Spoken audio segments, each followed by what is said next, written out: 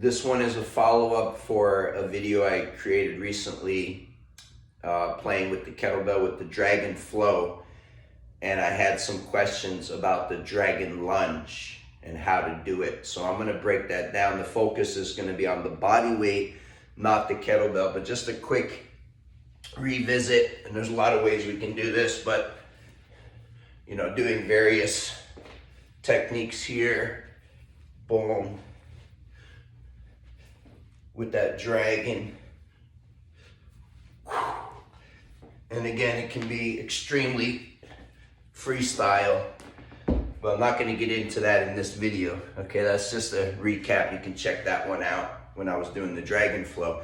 So I want to focus on the Dragon Lunge and break that down, and it's the dragon position. So the dragon, okay, the dragon is a serpent. And so you strike its head, the tail's gonna come around and smack you. You hit the tail, the head's gonna come. You hit it in the center, boom. Both the tail and the head's gonna come around. So it's that coil, that spiral.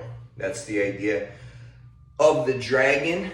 And again, the movement in the martial, we'll start seeing these types of movements more and more in fitness routines, and that's really great. But again, the origins is the martial art and understanding what you're doing with the body and how it's relating against opposing forces, okay? And then you can start being more well-informed in the movement and in the intention of the movement.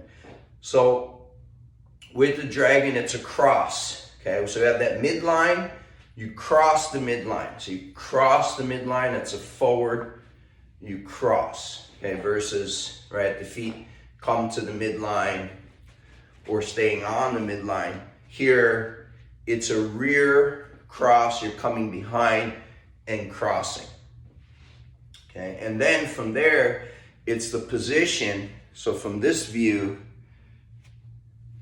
I want to have this knee behind the calf. I'm not going to be out here. Okay, I want sort of that midline here and have that balance, not let the knee drifting, kind of tuck it in. It's the hips, okay, the inner hip, the gua in the Chinese, the inner hip of the pelvis, that's tucking in. So there's that stability. The weight's going to be on this leg here to where I can easily come out, change direction, okay? So coming from sort of natural stance, like a headquarters, okay, like a stance here, shoulder wide, hip wide, I step behind. And then it's just dropping the center of mass, boom. Return, other side.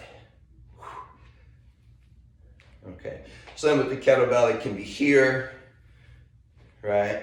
It can be here. Any of those combinations, just with the fundamentals of the kettlebell. You also can, you know, hold it here as well. Okay, a few other points. So you can go a little deeper with this because that's just one variation. I'm going to show you, and this is an area that a lot of times you don't really come across too much discussion or awareness about it, but it's the terrain.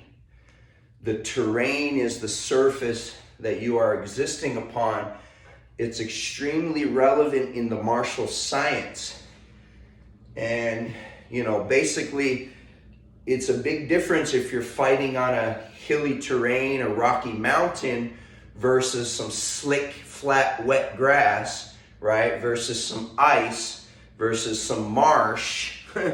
Okay, so the marsh, right? So terrain is a major influence, and it's part of the strategy of your movements. Okay, so I'm gonna just slip some socks on.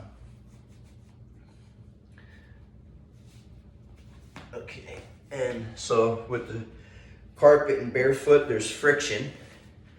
But when I put on some socks on this carpet, that changes So now I have the capacity where I have that pivot, and I can easily sort of pivot on the center of the foot, right?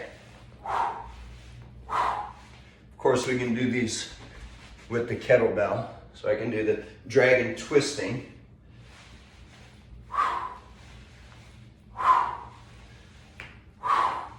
Okay, we have that.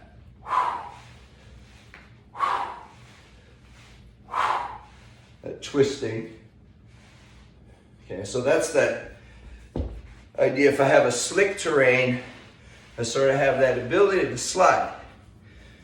But that's not going to be in most cases. In most cases, you're wearing a shoe, it's not a smooth surface. Maybe you've always trained on a mat, okay? Now you fall onto the hard surface without the mat. Your form might need to change a little bit. Your priorities might need to change a little bit. Okay, same idea here. So now, with the barefoot, I don't have that, right? So I have to be more precise where I have to unload, find that pivot. I'm using my heel. You also could pivot on the ball of the foot. Different ways of doing things depending. Okay, but I can pivot here and then I can pivot. Right? So I have to be more precise where I'm picking the foot up and pivoting on a small point versus, okay. And then we have as well, last lesson for this, as well, we don't have to step back to center. Okay, we also have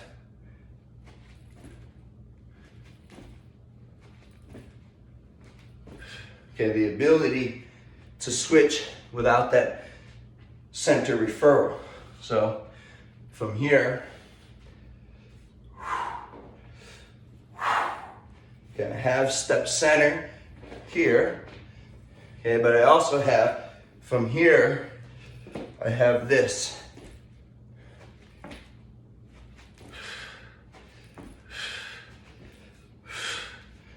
Okay, there's more, but that's definitely a lot to work with. So a little bit more breakdown on the dragon lunge. Make sure that you understand how to do the body weight, where your weight is. It's not back here.